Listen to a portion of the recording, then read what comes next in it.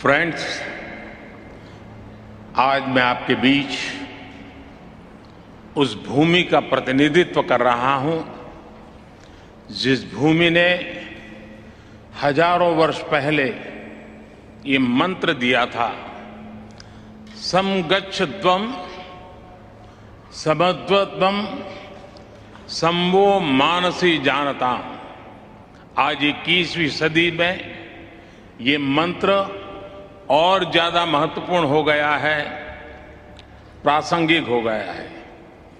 समगच्छध्वम् यानी सभी साथ मिलकर चले, संबद्धम यानी सभी मिलजुल कर आपस में संवाद करें, और संवो मनानसी जानताम् यानी सभी के मन भी आपस में मिले रहें।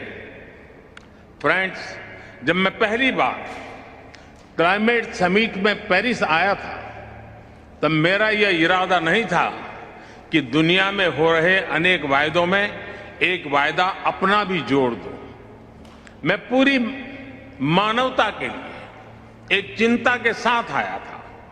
मैं उस संस्कृति के प्रतिनिधि के रूप में आया था जिसने सर्वे भवन्तु सुखिनः अर्थात सभी सुखी रहे का संदेश दिया है। और इसलिए मेरे लिए पेरिस में हुआ आयोजन एक समिट नहीं, सेंटिमेंट था, एक कमिटमेंट था। और भारत वो वायदे विश्व से नहीं कर रहा था, बल्कि वो वायदे 125 करोड़ भारतवासी अपने आप से कर रहे थे।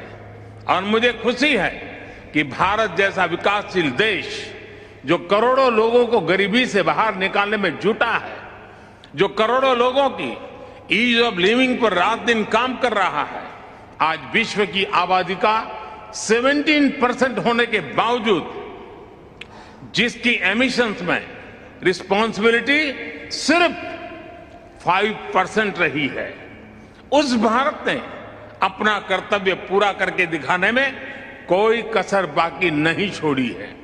आज पूरा विश्व मानता है कि भारत एकमात्र बड़ी अर्थव्यवस्था है जिसने पेरिस कमिटमेंट पर लेटर एंड स्पिरिट में डिलीवर किया है। हम संकल्पबद्ध होकर हर संभव एफर्ट्स कर रहे हैं, परिश्रम कर रहे हैं और परिणाम लाकर दिखा रहे हैं। फ्रेंड्स, आज जब मैं आपके बीच आया हूं तो भारत के ट्रैक रिकॉर्ड को भी लेकर के आया।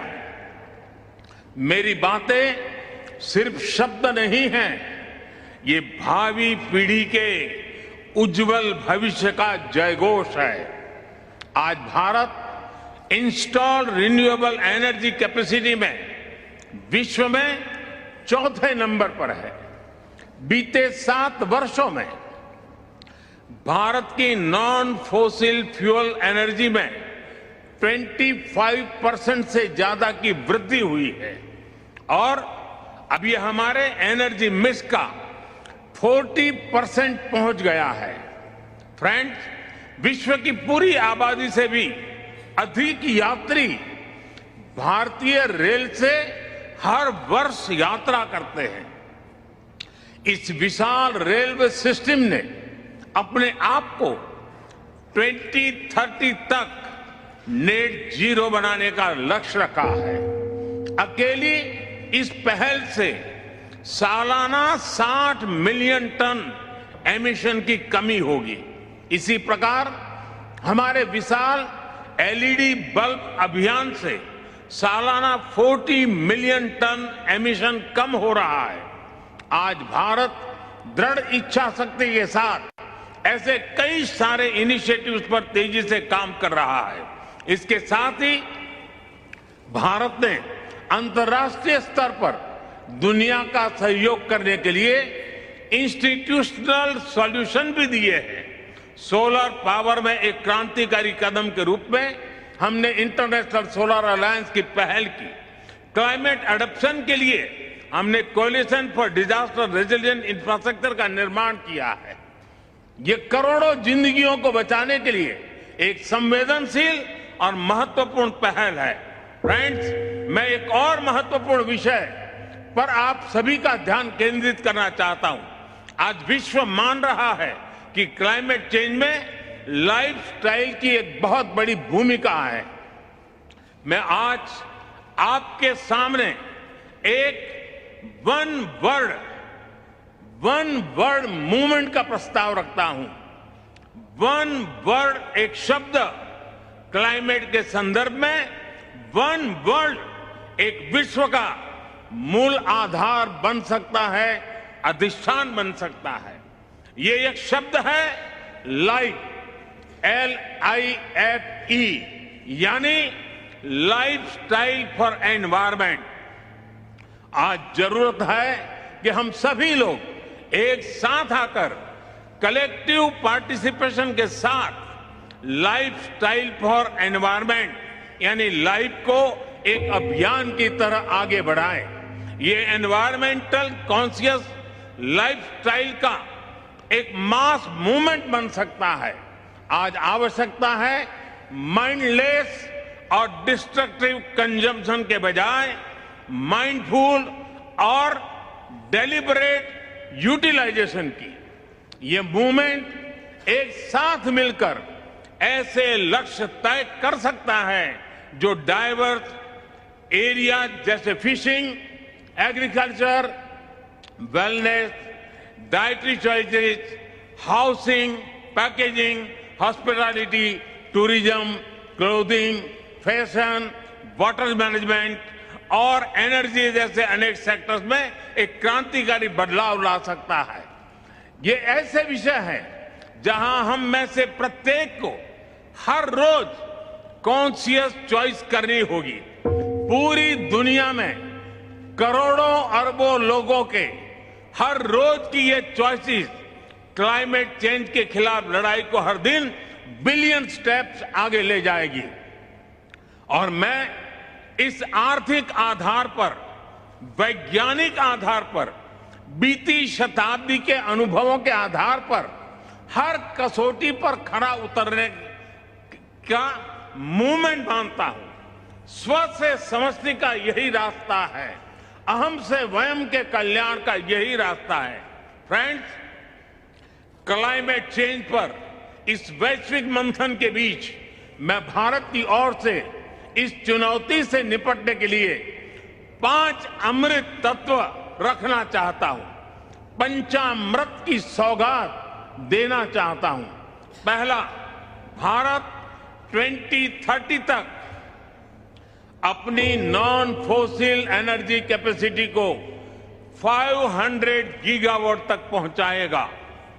दूसरा, भारत 2030 तक अपनी 50% एनर्जी रिक्वायरमेंट्स रिन्यूएबल एनर्जी से पूरी करेगा।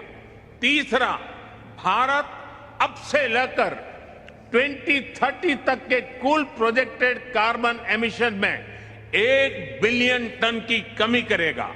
चौथा, 2030 तक भारत अपनी अर्थव्यवस्था की कार्बन इंटेंसिटी को 45% से भी कम करेगा। और पांचवा, वर्ष 2070 तक भारत नेट जीरो का लक्ष्य हासिल करेगा। ये पंचामृत क्लाइमेट एक्शन में भारत का एक अभूतपूर्व योगदान होंगे।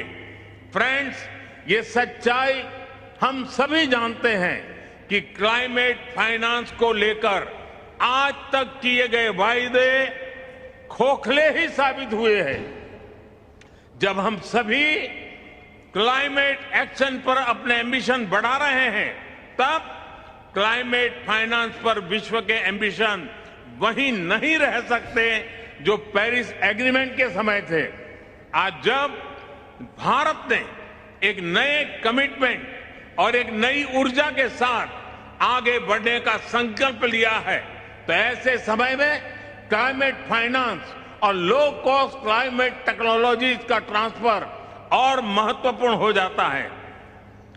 भारत की अपेक्षा है कि विकसित देश जल्द से जल्द $1 ट्रिलियन का क्लाइमेट फाइनेंस उपलब्ध कराएं। आज आवश्यकता है कि जैसे हम क्लाइमेट मिटिगेशन में हुई प्रगति को ट्रैक करते हैं, वैसे ही हम क्लाइमेट फाइनेंस को भी ट्रैक करें। उचित न्याय तो ये होगा कि जो देश क्लाइमेट फाइनेंस पर किए अपने वादों पर खरे नहीं उतरे, उन पर दबाव बने। फ्रेंड्स, आज भारत क्लाइमेट के विषय पर बहुत ही साहस और बड़ी महत्वाकांक्षा के साथ आगे बढ़ रहा है। भारत अन्य सभी विकासशील देशों की पीड़ा भी समझता है, उन्हें साझा करता है और उनकी अपेक्षाओं की अभिव्यक्ति भी निरंतर करता रहेगा। कई विकासशील देशों के लिए क्लाइमेट चेंज उनके अस्तित्व पर मंडरा रहा है, एक बड़ा संकट है। हमें दुनिया को बचाने के लिए आज बड़े कदम उठाने ही होंगे। यही समय की मांग है और यही इस फोरम की प्रासंगिकता भी सिद्ध करेगा। मुझे विश्वास है कि ग्लासगो में लिए गए निर्णय हमारी भावी पीढ़ियों का भविष्य बताएंगे और सुरक्षित और समृद्ध जीवन का उपहार देंगे। अध्यक्ष जी, मैंने समय अधिक लिया, आपसे मैं क्षमा चाहता हूं, लेकिन विकासशील देशों की आवाज उठाना ये मैं अपना कर्तव्य मानता हूं, इसलिए मैंने उस पर भी बल दिया है। मैं फिर एक बार आपका बहुत बहुत धन्यवाद करता हूं।